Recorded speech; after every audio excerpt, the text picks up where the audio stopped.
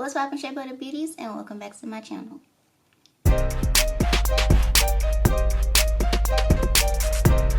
video is a continuation of the last video that I posted about why I've been MIA from YouTube.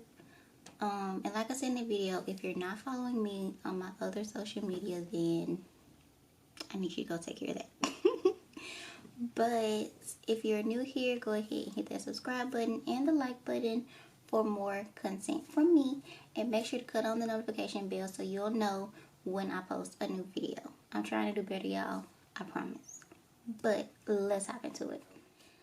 The only definitive way to diagnose endometriosis is via surgery. I don't care, and a lot of surgeons, a lot of specialists will tell you imaging,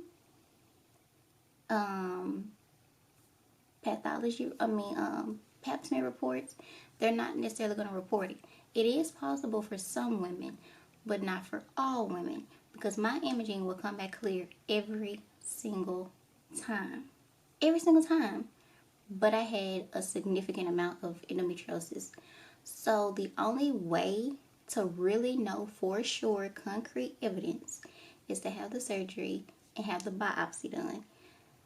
And even with the biopsy, and I'm getting to why I said it like that, even with the biopsy, it is imperative that the surgeon actually removes the endometriosis from the roots. Burning it is not going to help you. I know from experience. Just biopsying different areas is not going to help you. I know from experience. But when it was cut out, I could actually tell a difference. But we'll get into it. I may have a little bit of attitude in this video because these endo specialists that I've dealt with were not actually specialists. So yeah, we'll get into it as I go through each surgery. So surgery number one. So surgery one was June 28, 2016, which is when I got my diagnosis. That is a whole different story, but I was supposed to see an actual specialist, but for some reason, the automated system never called my cell phone to confirm the appointment, and so I had to see another doctor who promised me that he had the training you need and the knowledge you need and all this other mess. Well, come back for my post-op, at the hospital. Well, at the surgery center, told my parents, she has endo XYZ, boom, boom, boom. And he also thought I had fibromyalgia, which is where I got that first diagnosis from. He was like, the amount of endo he saw does not equate to the amount of pain that I have. Which is another thing. Just because you have a minimal amount of endo does not mean that you won't have a lot of pain. And you can have a lot of endo and no pain. So it just varies per person. But when my mama told me that he burned the lesions, oh, I was fire hot. I was so upset. I was so mad because I had done so much research on how it's supposed to be done and why it's supposed to be done like that. So imagine cutting your grass, right? And there's a weed, just a big old weed in the middle of your yard, and you can cut it. You can cut it from the top, and it's going to keep growing back every time your grass grows. But if you actually dig the weed up and get the roots, it's not going to come back because the roots are gone. Endo still can come back. There's no way to keep it away permanently, but it can help to minimize how much does grow back. I want to say that it can help minimize, but it won't necessarily stop it altogether, especially if you still menstruate, because estrogen is its main source. So every time you have a menstrual, it can spread or whatever. So I was very upset about that. But the surgery number 2 in 2018,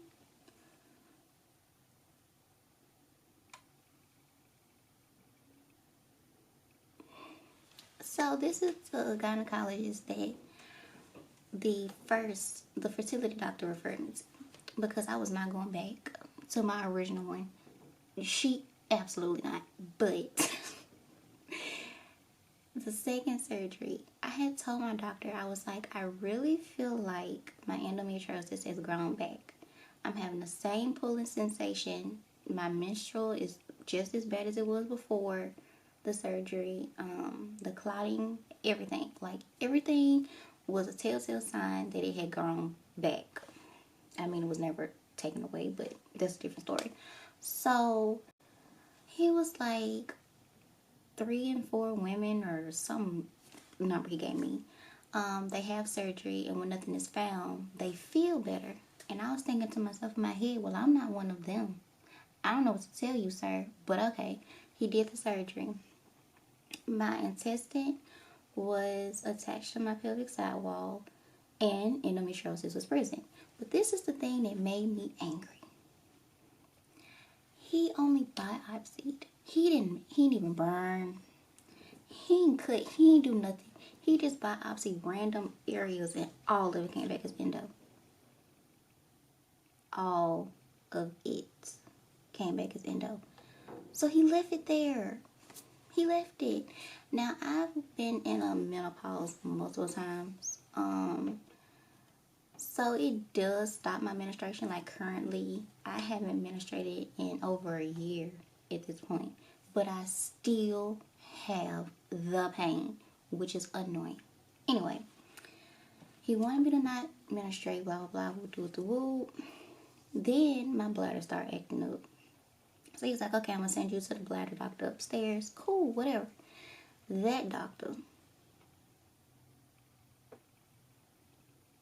So I go see him. He does a bladder scan on me while I'm awake, like barely any numbing. And this scan has to be done, through the urethra. So it was so painful. He was like, oh, only the neck of your bladder is red. Nothing wrong with the inside, blah, blah, blah, blah, blah. But I'm going to give you this medicine. If it doesn't help, then we'll do the full bladder extension, which is where I'm asleep. They blow up my bladder, fill it with liquid to see, how it does or whatever. Make sure it's not bleeding, right? The medicine didn't work. He gave me UTI medicine. I didn't have UTI. Told the man the medicine didn't work. I want to go the other route. He was like, no, I don't see why you need to do that. Blah, blah, blah, whoop, whoop, whoop. Right? So, third surgery, I finally found an endometriosis specialist. He is a black man. I used to be one of those people, like, I don't want a male doctor. Like, that's not me. Like, why you down? But he has given me much better and proper care than the previous doctor. Weird, right? So, he prayed over me before my surgery. Like, he was so reassuring. Like, surgery is always scary, but that was the best surgical experience I've ever had. And I've had 4 surgeries. I've been put to sleep multiple times, but I think 4 surgeries. Yeah, technical surgery. So, I'm getting teary-eyed. But, it was vindicating. So, I woke up. Mama was like, you had extensive endo. He has to go through your rectum because it was all under your bowels. You had deep infiltrating, so he had to cut deep into your pelvic floor. He cut the root out. Come on, somebody. He cut the root out. He thoroughly checked. But if it was like a small area and he missed it, then, but he did what he needed to do. And when I saw him, when I went to his office for the first time, first of all, after my first appointment, we scheduled the surgery. Let's start there because he knew as a specialist what was up. Like I said, that was 2019. If I didn't say it, that was 2019. Last surgery was 2018. Wasn't even a full year later. But I'll digress. So, in that appointment, I was telling him about my bladder. And he was like, it sounds like you might have IC, which is painful bladder syndrome. And I was like, well, the doctor said I don't have that. He refused to give me the test for it, X, Y, and Z. Y'all, he did it during my surgery. Why was my bladder stretched out and bleeding? I saw this doctor March of 2019. The one who said he don't want to do the extra test on me because my bladder was fine. It took for me to get to October 25th, 2019 to find out my bladder was bleeding. And it wasn't actually fine.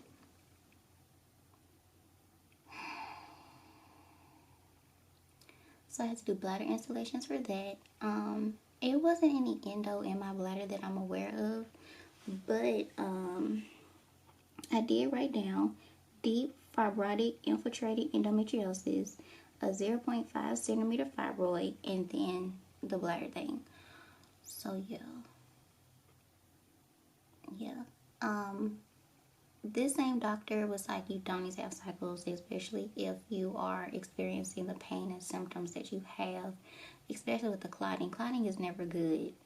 But he was like, you don't need to menstruate. So I was on the pill wasn't working, and then I had an IUD, which was the next surgery that I had in 2020.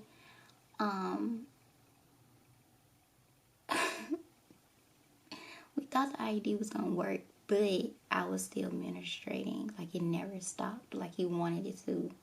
And I was still having the same issues. So he eventually, when I saw him again, he, not after my post-op, but mine has to be inserted while I was asleep because he tries to do it in the office, and I dang near lost my mind. It was so painful and it hurt so bad, I just couldn't do it. So he had to do it while I was asleep. And he also did a DNC as well. So a polyp was found on my cervix at that time of the DNC and IUD placement.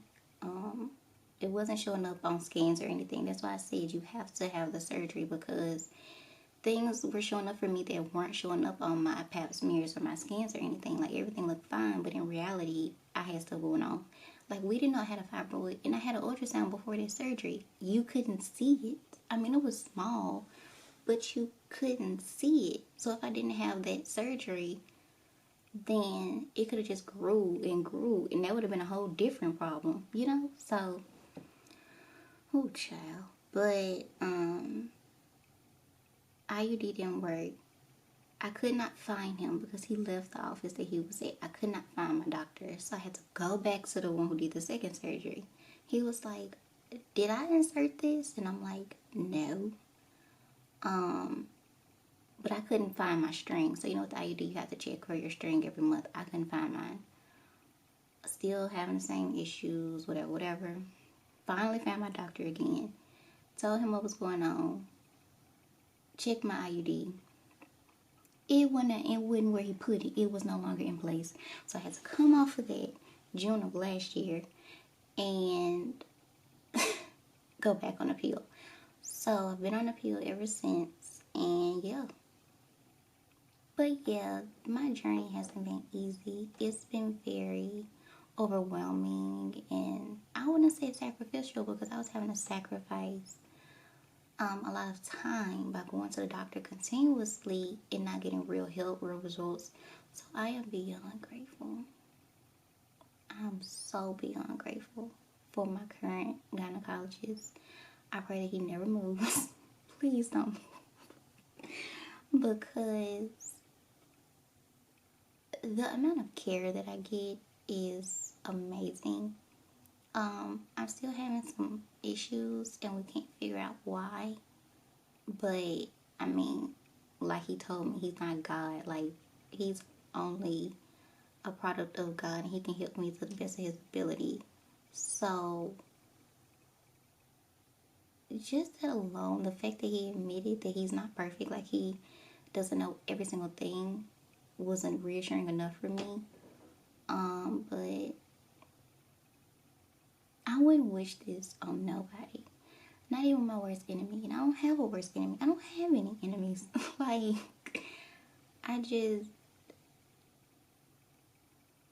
walking around in pain every day is extremely annoying. And I know I touched on fibromyalgia, so as far as that goes, I saw other doctors after that, and they all confirmed the diagnosis. For a while, they thought I had lupus, but my deep lupus test came back negative, even though I just had a positive before that. But it could possibly be rheumatoid arthritis. So, 26, dealing with all of this is just 12 years of my life that I wish I could have back. Because I could tell that I lost myself dealing with this, because I couldn't live the life that I wanted to, because I was in the bed, balled up in a ball, crying, having to have surgeries, having to take pain medication when I didn't want to, having to be put into a chemical menopause when I shouldn't have been. Like, just the memory loss issues, the hot flashes, the everything. It was just too much. It's still too much, but I'm grateful that I got an answer, because for a long time I wasn't getting one. I had a doctor tell me it would be like a needle in a haystack, figuring out what's going on with me. But it was very vindicating, because I knew I wasn't making it up in my head. I knew the pain was real. So to get that concrete, this is what you have, was great. But that there's no cure behind it was not great. I mean, there are ways to manage it, but that doesn't mean I won't have to have another surgery. That doesn't mean I won't have to, try another medication. It doesn't mean that I'm free and clear. It just means that I have to pay close attention to what makes me feel what way. Like, I can't just eat and be free and be like, oh, okay, this is real good, I'm gonna keep eating it. If I start to be in pain, I can't finish it no matter how much I like it. So it's just a lot of things that come with it. And it's heartbreaking being 19 and a doctor telling you might have to have hysterectomy soon. Like, what 19-year-old wants to hear that? Like, I definitely didn't. That crushed me. Like, that really upset me. And I don't think she understands how much that upset me. And seeing her before my second surgery, I was just like, I don't want to see her. I don't want to talk to her. She was like, I thought, everything was better. And I'm like, no, it's not. And I was on the Lupron Depot shot, which is what puts you into a chemical menopause. And they give it to different people for different reasons. And she was the one who gave it to me. And she was like, you don't need the surgery first. You do the shot, X, Y, and Z. And when I looked at my medical records, she gave it to me for a cyst. You don't give people that shot for a cyst, especially with the side effects that it comes with. You don't just give somebody that for a cyst. And that shot took me down through it. It still takes me down through it, and I haven't been on that shot since January 2016. I still have every single side effect. The hot flashes, the memory issues, the brain fog, the everything. So I would say use your best judgment for you, which is what I wish I had have done, and decide if it's really worth it to you. And I know you want the relief. I know that you want some type of something that's going to help, but be mindful of exactly what's being offered. I'm not going to sit here and say all birth control is bad, because I've been on it for 11 years, 12 years. I can't remember exactly if I was 14 or 15 when I started, but I know I was taking it at 16. I know that for a fact. So I'm not going to say it's bad. It does have its side effects. It does, have an effect on you. But everybody is different. Like, I'm not going to sit here and be like, don't take Lupron. I wouldn't do it again. If I could go back, I would be like, no. But it's some people who love it. It's some people who thrived off of it. But use your best judgment for you and your body. Your doctor is trained. Your doctor, went to school. But the doctor doesn't have your body. They could have two patients with the same exact symptoms, two patients with the same exact diagnosis, but the treatment options can't be the exact same because everyone's body is different. So with that, thank you so very much for watching. I really hope you enjoyed this video. And remember, you are beautiful, you are unique, and you are enough. Bye.